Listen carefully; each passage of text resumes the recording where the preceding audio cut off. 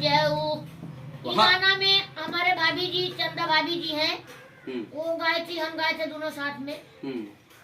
और अभी बिजली भाई आपका मैंने बहुत सारा गाना देखा है जो कि यूट्यूब पे काफी ट्रेंडिंग में चला है।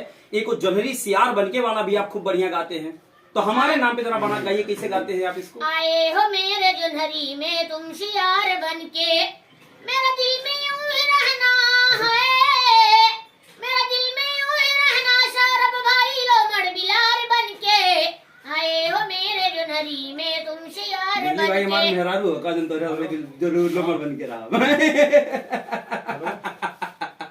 वैसे बिजली भाई सुबह से काफी देर से इंटरव्यू इनका चल रहा है। और बिजली भाई एक बात आपसे और पूछेंगे कि अभी जो आप जब अपने घर पे रहते हैं, घर पे कितने बजे आप जाते हैं, मतलब घर पे कितने बजे तक पहुंचते हैं आप?